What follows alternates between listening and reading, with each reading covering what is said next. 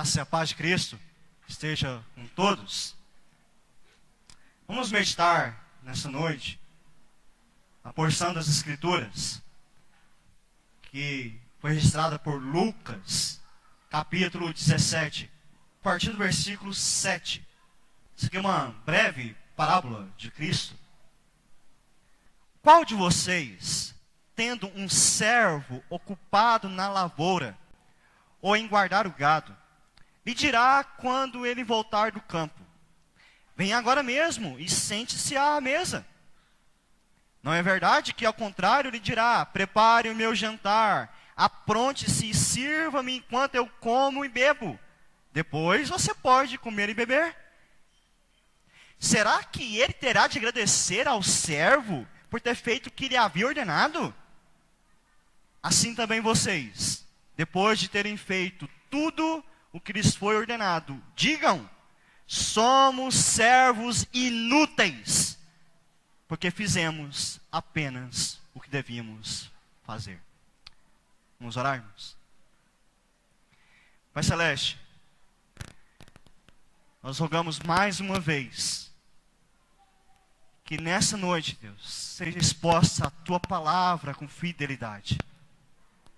Que não seja, Deus, elucidações humanas aqui. Que não seja, Deus, apenas a vontade do nosso coração a ser escutada neste lugar. Mas que seja a vontade do Senhor. Que seja o Teu Santo Espírito, Deus, trabalhando em nossos corações. Nos exortando, nos corrigindo. E também, Deus, trazendo esperança às nossas almas. Essa é a nossa oração, Pai. Em nome de Jesus. Amém. Irmãos, nós vivemos em um tempo que eu chamaria de um ufanismo cristão. E o que é ufanismo? Ufanismo é um orgulho exagerado por algo. Geralmente essa palavra está associada a um orgulho pela pátria, a um orgulho nacional. E aí usa-se essa expressão de valorizar ou supervalorizar algo. No caso, é o orgulho de ser cristão. Nós temos vivido esse tempo que as pessoas se orgulham de serem cristãs. Ou se orgulham, ou demonstram esse orgulho em alguns aspectos. Por exemplo, hoje nós vivemos uma era de super pastores que tais outorgam para si mesmo títulos eclesiásticos de superioridade, até o ponto de eles serem intocáveis e inquestionáveis, em que a palavra deles prevalece sobre até mesmo a palavra das Escrituras. Vivemos em um tempo de mega igrejas. O problema não é o tamanho da igreja, mas a ideia de tornar a igreja como uma marca comercial. O sucesso de uma igreja é quando ela lucra cada vez mais e tem o seu nome reconhecido entre a nossa sociedade. Mais uma demonstração desse ufanismo cristão, irmãos, é vivenciar de um tempo em que os princípios cristãos não podem ser desafiados. Ai daquele que fala mal do cristão, ai daquele político que se levanta contra os cristãos. Nós não admitimos isso. O Estado precisa defender os princípios cristãos, porque esse país é nosso. Isso é orgulho cristão. E esse ufanismo, irmãos, é perigoso à fé cristã, porque esse sentimento, essa postura é completamente oposto ao que Jesus nos ensina no seu Evangelho, como nós vamos ver aqui no texto de hoje. Essa parábola que Jesus conta, ela parece meio agressiva aos nossos ouvidos, principalmente no mundo materialista que nós vivemos, um mundo de recompensas. Parece que essa palavra não se encaixa. Tanto que talvez você nem ouviu essa parábola alguma vez. Talvez você nunca ouviu uma pregação a respeito desse texto. Porque quando a gente lê e fala dessa relação entre servo e senhor, de escravo e senhor, parece uma linguagem muito escravista. Ai, nós somos opostos à escravidão, nós não queremos isso. Mas Jesus aqui, meus irmãos, Ele está ensinando, não é a respeito da relação de trabalho. Ele está ensinando aos seus discípulos aqui sobre a vida cristã. E lembre-se que ele usa parábolas justamente para tirar os princípios da história e aplicá-las na nossa vida como cristãos. Ele está aqui ensinando aos seus discípulos, aqueles que estavam andando com ele, estavam aprendendo com ele.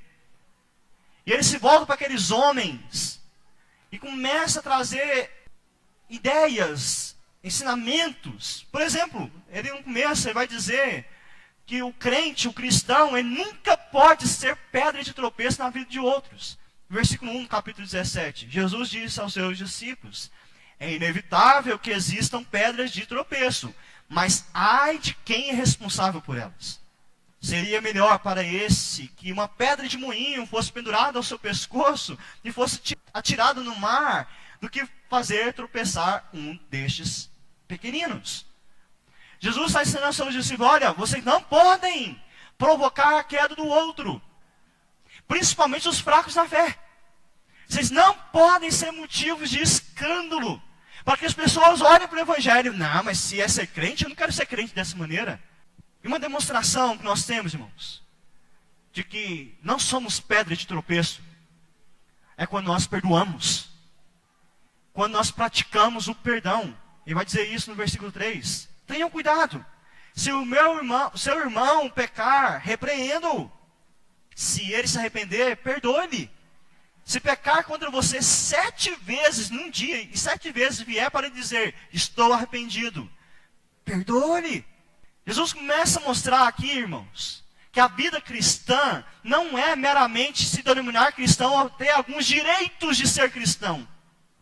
Ele vai ensinar a esses discípulos, e ensina a nós, que ser cristão não é só ter direitos, é ter deveres, responsabilidades sérias e difíceis.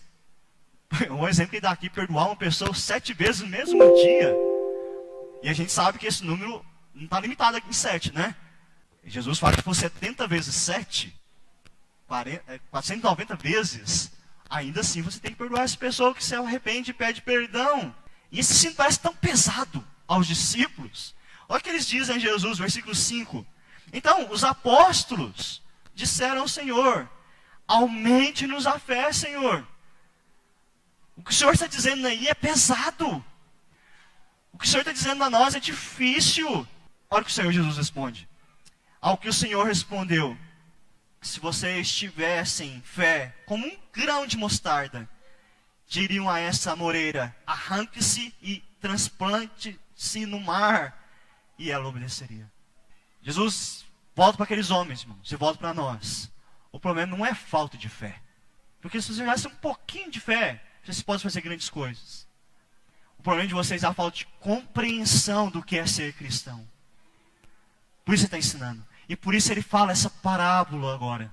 Jesus vai ensinar aqui, meus irmãos, qual é a nossa posição diante de Deus.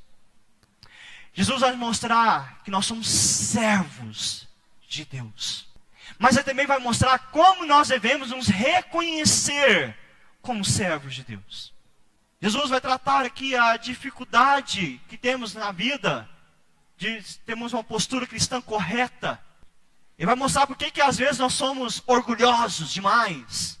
Ele vai mostrar porque nós não sabemos perdoar. É porque nós não sabemos o que é ser servo de Deus. Jesus vai se voltar aqui contra o anseio humano de se sobressair, de gloriar-se de suas obras, de fazer reivindicações à base de supostos méritos. Jesus vai eliminar isso aqui agora. Ele não pretendia humilhar os seus servos aqui, seus discípulos. Mas ele pretendia que eles entendessem quem eles eram.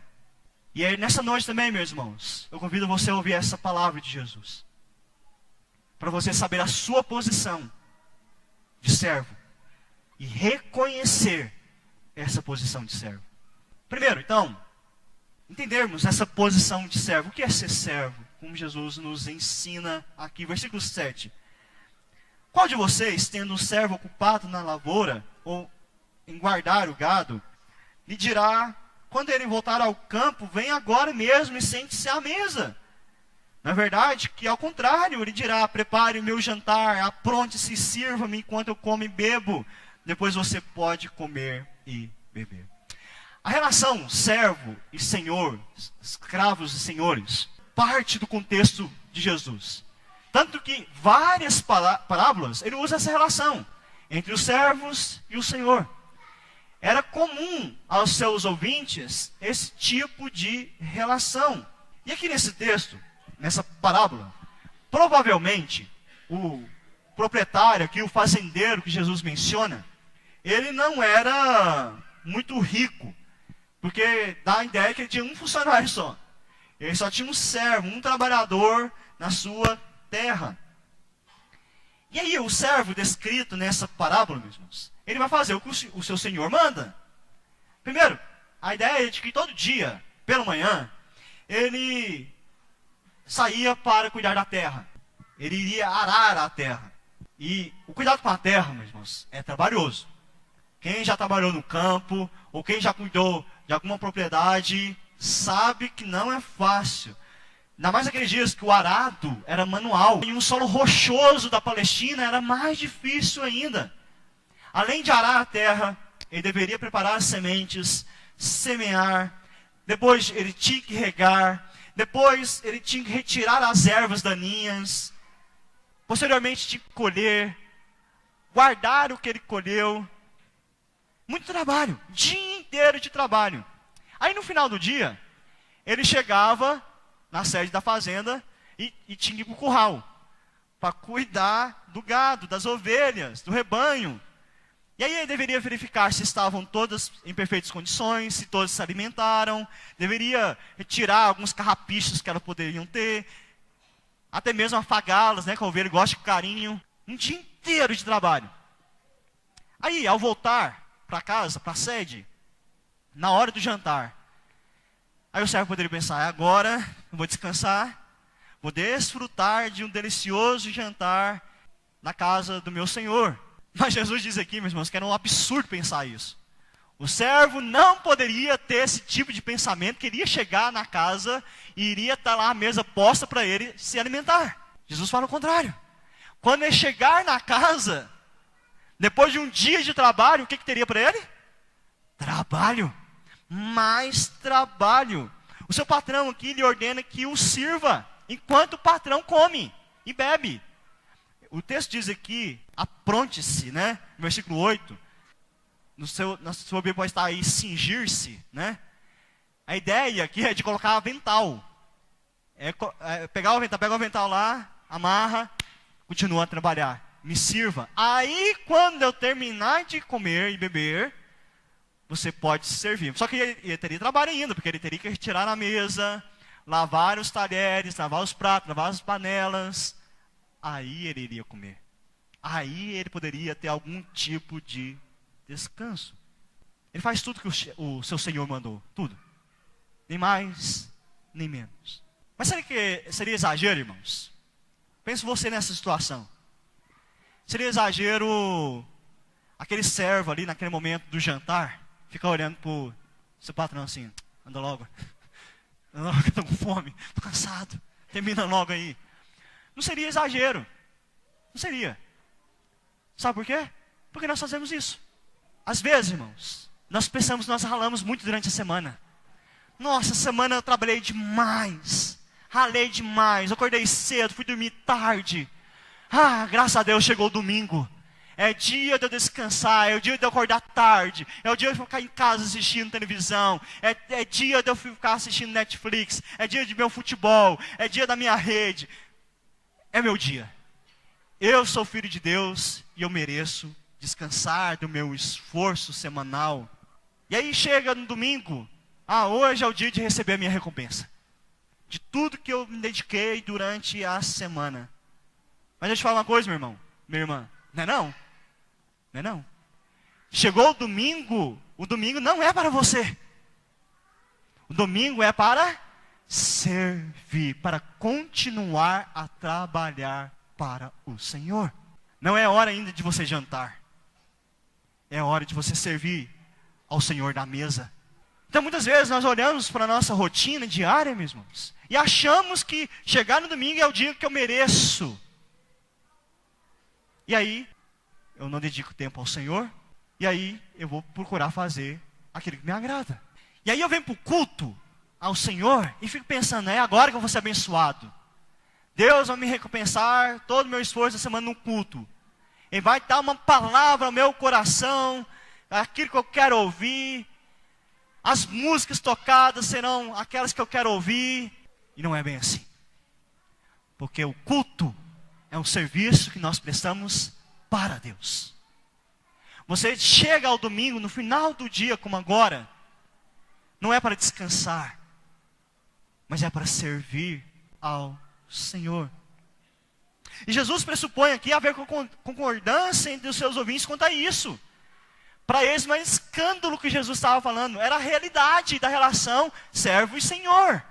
Só que falar isso na sociedade hoje, meus irmãos, é um escândalo de que você precisa servir ao Senhor.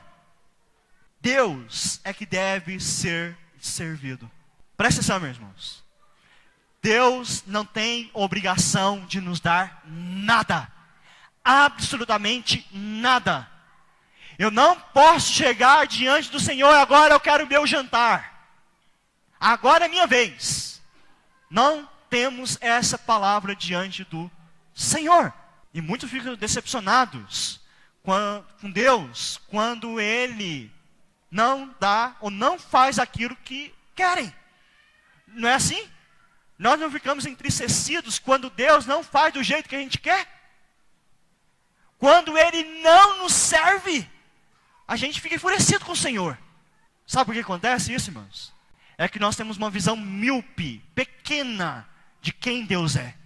Nós achamos muitas vezes que nós somos senhores, e Ele é o servo. E Jesus está claramente dizendo assim que é ao contrário, irmãos.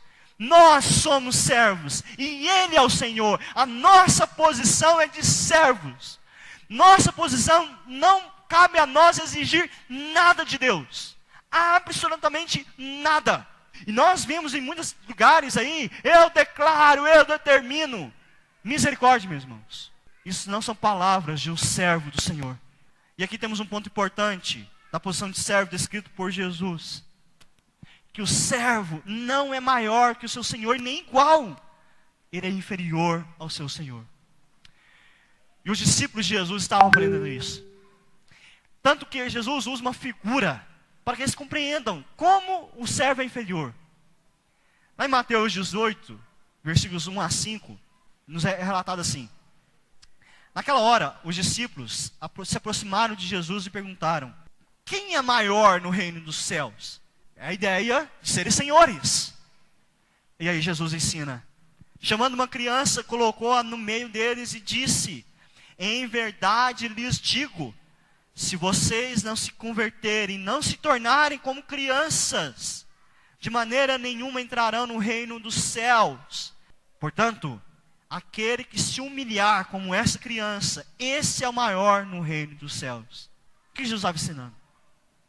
Porque aqueles discípulos, em muitos momentos, eles desprezavam as crianças, lembra? Porque você estava afastado das crianças de Jesus. Porque elas não eram dignas de estarem na presença dele. E Jesus fala, vocês têm que ser iguais a elas. Humildes iguais a elas. Dependentes igual uma criança. Ele não está falando da inocência da criança aqui. Ele está falando da dependência. A criança precisa para viver de seus pais. Nós é que precisamos do Senhor, meus irmãos. Não é Ele que precisa de nós. Deus não precisa desse culto aqui. Você não está fazendo um favor para Ele. Nós lemos o texto de Jó. Lá é dito, o que Deus lucra com a gente? Qual é o lucro que Ele tem com a sua vida? Nenhum. Porque com você ou sem você Ele é Deus. Não muda. E muitas vezes nós achamos que Deus precisa da gente. Deste modo, o Senhor, meus irmãos, Ele é a prioridade na nossa vida. Muitas vezes nós andamos tristes, cabisbaixos, decepcionados, ansiosos, porque nos colocamos como a pessoa principal da nossa existência. Como se o mundo girasse em torno de nós. Como se eu não me satisfazer neste mundo, nada presta. E não é assim. O mundo pertence a Deus. As coisas pertencem a Ele. A prioridade a Deus, meus irmãos, se demonstra, por exemplo, na sua vida de oração. Observe como você ora. Você pede a Deus, em primeiro lugar, as coisas para você? ou você roga a Deus que a vontade dele seja feita na terra como é feita no céu? Observe sua oração. E aí a pergunta que eu tenho para todos nós: estamos dispostos a dizer ao Senhor, realiza em mim a tua vontade, Deus? Porque eu sou servo e o Senhor é o Senhor. Só que não basta só sabermos disso, a nossa posição de servos. O que Jesus nos ensina aqui é que nós devemos reconhecer essa posição. Você não pode sair só de saber, eu sou servo, Deus é Senhor e pronto. Não. Com seus lábios, você tem que proclamar isso e reconhecer isso. Versículo 9. Será que terá de agradecer ao servo por ter feito o que lhe havia ordenado?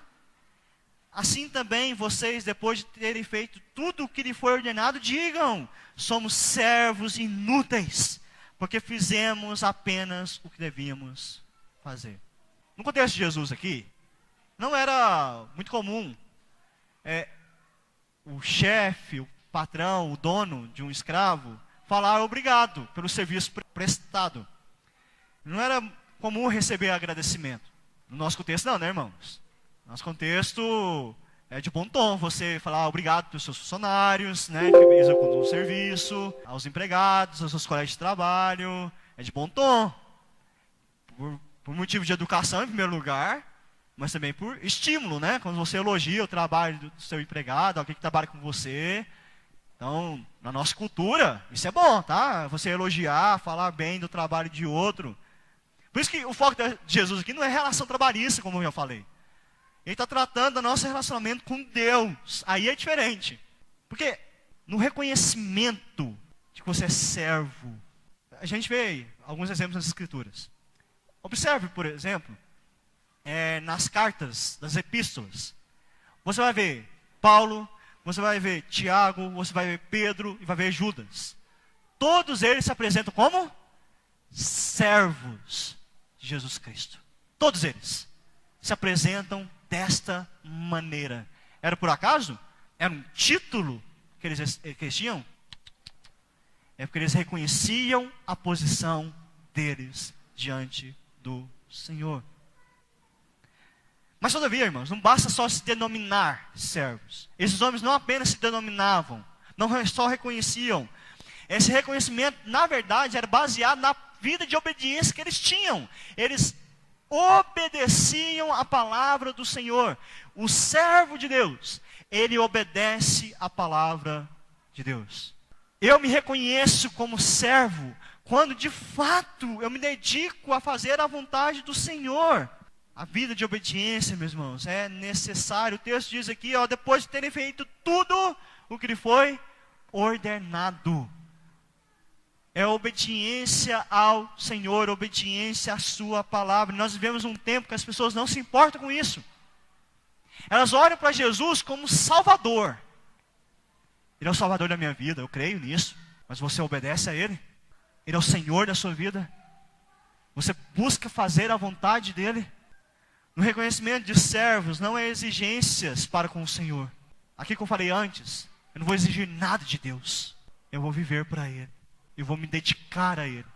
Desse modo, irmãos, como o texto diz aqui, nós não precisamos esperar uma gratidão da parte de Deus por nossa obediência. Não precisa esperar um obrigado. Obrigado, meu servo, por me servir. Você não vai ouvir isso da parte de Deus. Na verdade, é nós que temos que agradecer a Ele por podermos servi-lo. Isso é tão verdade que na sequência aqui o que Jesus vai destacar é justamente isso. Versículo 11. Presta atenção nessa narrativa aqui. De caminho para Jerusalém, Jesus passava pelo meio de Samaria e da Galileia. Ao entrar numa aldeia, saíram-lhe ao encontro 10 leprosos, que ficaram de longe e gritaram: Jesus, mestre, tenha compaixão de nós. Ao vê-lo, Jesus disse: vão e apresente-se aos sacerdotes. Aconteceu que, indo eles, foram purificados. Um dos 10, vendo que estava curado, voltou dando glória a Deus em alta voz, e prostrou-se com o rosto em terra aos pés de Jesus, agradecendo-lhe. E este era samaritano. Então Jesus perguntou: não eram 10 os que foram curados? Onde estão os 9? Não se achou quem voltasse para dar glória a Deus, a não ser este estrangeiro. Lhe disse: levante-se e vá, a sua fé salvou você. Aquele voltou para agradecer, porque ele entendeu que ele era servo, não era senhor. Os outros 9, talvez saíram dali. Aquele homem não fez mais que a obrigação, porque ele tem poder para nos curar e ele nos curou. Vamos seguir a minha vida agora. Minha irmã, meu irmão, Deus já fez grandes maravilhas na sua vida. E qual é a posição que você está ocupando agora? Qual é o reconhecimento? Disposto a servi-lo em gratidão? Ou exigindo mais e mais dele? Como se ele fosse o seu servo. Irmãos, constantemente Jesus tinha de ensinar a seus discípulos que não deveriam trabalhar, servir no reino de Deus, pensando em recompensas. Por exemplo, após o encontro de Jesus com o jovem rico, Jesus disse lá que dificilmente um rico entraria no reino dos céus. Depois Jesus disse que se alguém quiser segui-lo, não deixar bens, família, prazeres, não herdará o reino dos céus. O apóstolo Pedro pergunta a Jesus assim: Senhor, e nós que deixamos tudo, o que vamos receber em troca? Pedro ainda estava nessa perspectiva de recompensa. O que nós vamos ganhar com isso em te servir? Por que vale a pena, Senhor, te servir? O que nós vamos ter de recompensa? E esse pensamento de Pedro, irmãos, é um perigo na nossa mente. Ou não? Você nunca se perguntou: será que vale a pena mesmo ser crente? Será que vale a pena mesmo ser cristão? Será que vale a pena servir a esse Deus? Mas nosso pensamento não pode ser caminhado por aí. Nosso pensamento tem que se comparar muito com o que Paulo disse na primeira carta aos Coríntios, capítulo 9, versículo 16. Se anuncio o evangelho, não tenho de que me gloriar, pois sobre mim pesa essa obrigação. Porque ai de mim se não pregar o evangelho.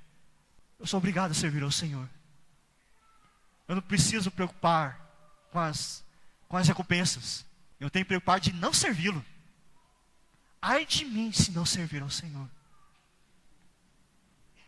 Por isso que ninguém pode reclamar de Deus alegando serviços prestados.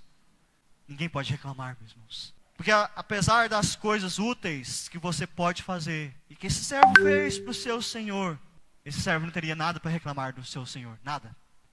Porque mesmo os nossos melhores serviços são misturados com imperfeições. Nunca ache que o seu serviço a Deus o agrada pelo seu serviço em si mesmo. Nunca. A palavra do Senhor diz que nossas obras são como trapos de imundícias para Ele. Então, você não está agradando ao Senhor com as suas obras. Por isso que Jesus fala aqui: nós somos servos inúteis.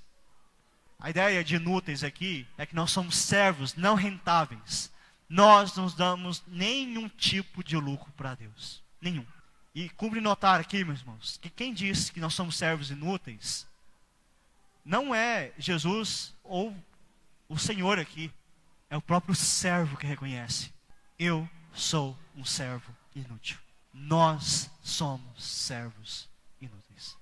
Lembra que eu falei que isso tem parte de nós, dos nossos lábios? Não adianta nada eu falar que nós somos servos inúteis. Você precisa reconhecer isso. Você, no seu coração, na sua oração ao Senhor, na sua obediência a Ele, deve dizer: Senhor, eu não faço nada de proveitoso para o Senhor, mas eu sou seu servo e eu quero te servir. Para sermos inúteis, irmãos, é preciso melhorar muito ainda. Para sermos inúteis, precisamos melhorar muito ainda. Quando nós reconhecemos-nos como servos, de fato, por exemplo, vamos conseguir perdoar as pessoas. Quando nos reconhecemos como servos, não seremos pedra de tropeço. Pelo contrário, seremos bênção na vida das pessoas. Porque quando eu perdoo alguém, isso não é para minha glória. Veja, eu perdoei, eu sou uma pessoa perdoadora.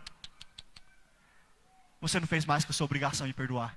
Veja, eu vim prestar culto ao Senhor. Nada contra, irmãos. Não estou falando do mérito da questão. Mas eu tirar uma selfie, cultuando a Deus e postar nas redes sociais. Nada contra o mérito disso. Eu estou falando você se gloriar nisso. Se for para ser testemunho, beleza. Agora, para que as pessoas te admirem porque você adora a Deus, isso não é serviço. Quando mantemos o nosso coração com raiva, com ódio, estamos dizendo que nós somos servos. Mas sim, nós queremos ser senhores das nossas vidas. Irmãos, não é simples ter esse entendimento. Não é simples, não é fácil.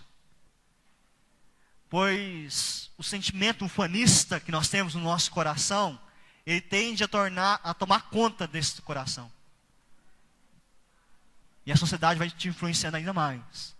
Que essa posição de servo não serve para a sociedade. Por isso que é necessário, irmãos, pedir ao Senhor de fato que ele aumente a nossa fé. Fé que ainda que seja pequena como um grão de mostarda, como Jesus diz aqui, ela é poderosa. É uma fé que transforma o nosso coração. Transforma as nossas atitudes. Transforma o nosso serviço ao Senhor. Por isso que nós não podemos dar desculpa. Eu não tenho pouca fé para servir a Deus. Não. Se você crê em Jesus como Salvador da sua vida, você já é capacitado a servi-lo. Já é sua responsabilidade servi-lo. Sabe por quê? Porque vai nos motivar a servi-lo, meus irmãos, é o amor. O amor que Ele dispensou sobre as nossas vidas em Cristo Jesus. Você não vai servi-lo por mero medo. Você não vai servir por mera obrigação. Mas você vai servir ao Senhor com gratidão no seu coração. Porque você vai reconhecer que qualquer serviço que você ofereça a Ele não é suficiente para agradá-lo. Que Ele aceita o seu serviço por causa dos méritos de Cristo. Ele aceita o seu serviço pela graça. Somente a graça é que possibilita você ser servo dEle.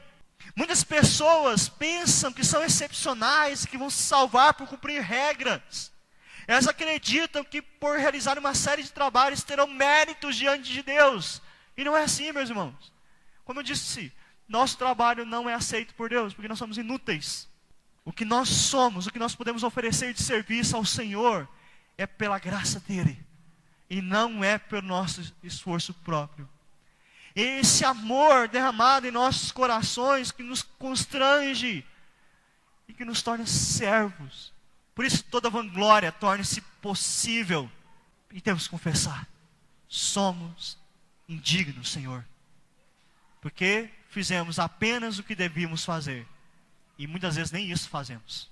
Mas o interessante, irmãos, na palavra de Deus, é que quando nós entendemos a posição de servos, nos reconhecemos como tais, o que nós recebemos é liberdade.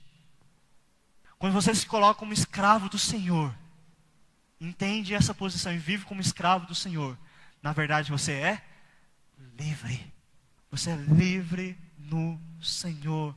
Você é livre da necessidade de se autoprojetar. Você é livre da necessidade de sobressair aos outros. Você é livre de receber aplausos. Você não precisa disso, porque você faz para o Senhor. O cristão, então, ele não depende do reconhecimento dos outros. O nosso reconhecimento, meus irmãos, é tão somente em Cristo Jesus. E sabe por que é nele? E só nele. Tão somente em Cristo. Porque o Senhor se colocou na posição de servo.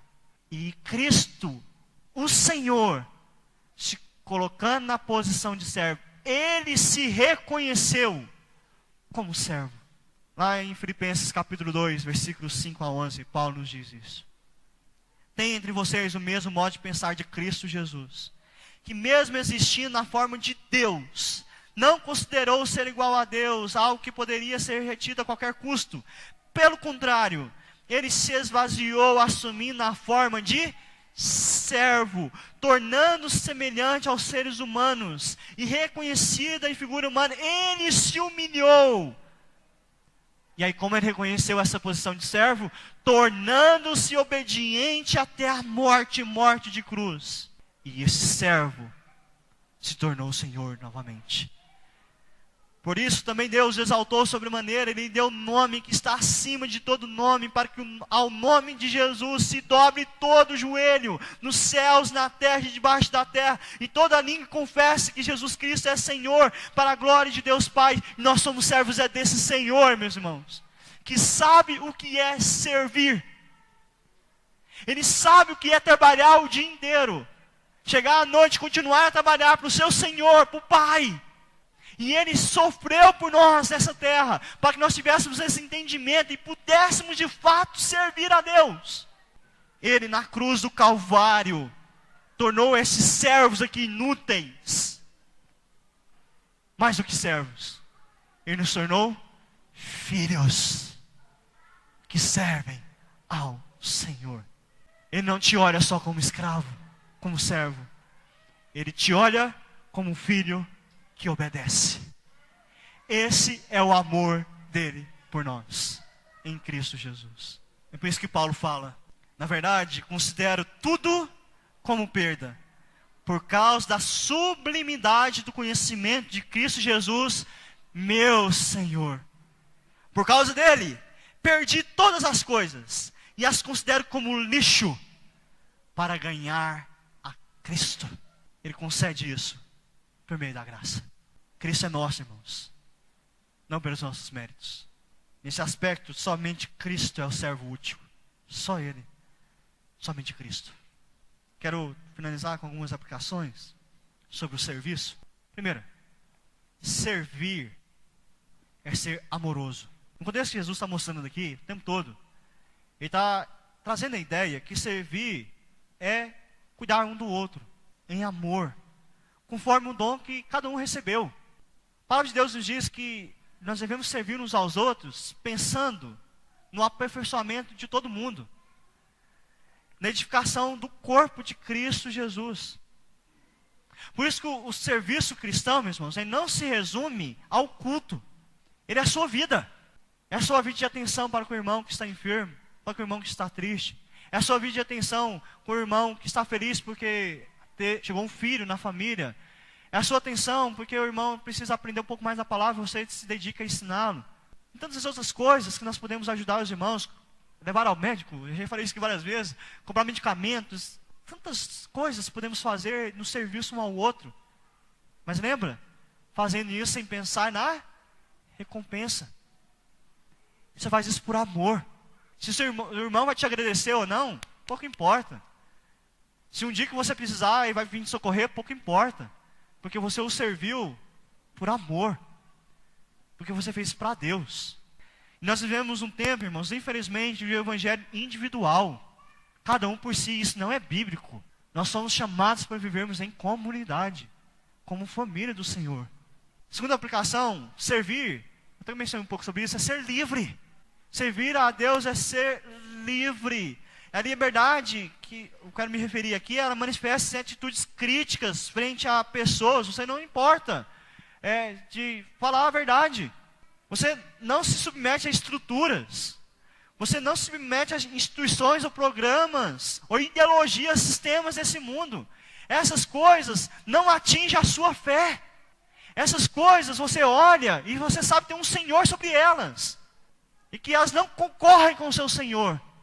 Você não vai servir a ideologias ou a propostas. Você vai servir a Deus. Você é livre para Ele. E não ficar agarrado a essas coisas que acontecem no nosso dia a dia. Quem é servo de Deus, meus irmãos, não se deixe encampar, não se deixe escravizar pelas coisas desse mundo. Ele não se restringe à alegria da terra. Nós pensamos muito mais do que a alegria da terra. Nós pensamos na alegria do lindo país que está preparado para nós. Para os servos fiéis de Cristo Jesus. E por fim, servir é ser humilde. A humildade, irmãos, é característica essencial na vida do cristão. Não há espaço para o orgulho na vida do crente. Nenhum tipo. Nenhum. Crente orgulhoso tem que se arrepender muito. Mas muito, tem que aprender muito. Crente que se acha intocável. Crente que acha que tudo tem que acontecer do seu jeito. Tem que entender muito. Crente que não se submete à vida do irmão. Que não se submete à liderança da igreja. Crente que quer fazer só a sua vontade. Precisa entender isso aqui. Servir ao Senhor é servir em humildade. O crente que serve em humildade não se engrandece pelo que ele faz ou tem. Se Jesus olhou uma coisa interessante. O verdadeiro artista, bom artista de fato, é aquele que você não sabe o nome dele. Porque a arte dele permaneceu. Você admira a arte, mas não conhece quem é o artista. Esse foi o bom artista. Porque o nome dele ficou atrás do que ele fez. E para o cristão é isso. Não é o seu nome que tem que aparecer, mas a glória de Cristo em sua vida. Em humildade, nós não exigimos nada do Senhor, nem criamos expectativas nas pessoas por algo que elas não podem oferecer, meus irmãos. Nós apenas descansamos nele, no Senhor. E você? Tem servido a Deus por qual motivação? Sai daqui alegre hoje, pela possibilidade de poder servi-lo. Só lhe deu glória. Senhor, nós sabemos que somos servos. Sabemos que somos inúteis. Sabemos que o Senhor não precisa de nós. Mas nós precisamos do Senhor, Deus. Nós carecemos do Senhor. Sem o Senhor, Deus, nós não conseguimos enxergar um palmo na nossa frente. Sem o Senhor, nós não conseguimos enxergar a realidade desse mundo. Sem o Senhor, nós vivemos escravos do pecado. Vivemos escravos, Deus, das ideologias desse mundo. Mas louvado seja o teu nome, porque o Senhor traz essa palavra a nós. A palavra da verdade, a palavra em Cristo Jesus. Porque nele nós somos libertos da escravidão desse mundo. E fomos transportados para o reino do teu amor. Um reino de luz. Em que nós servimos ao Senhor com todo amor, com toda gratidão. O que eu rogo, Deus, é que se há no nosso meio alguém ainda que não se tornou servo do Senhor, que não foi feito filho do Senhor, teu Santo Espírito transforme essa vida hoje. Porque o tempo está para se findar. E como nós nos apresentaremos diante do Senhor? Servos que não têm nada para oferecer? Ou servos que vão apresentar a obra de Cristo na cruz? Que seja essa a última opção de cada um aqui, irmão. Em nome de Jesus, que nós oramos. Amém.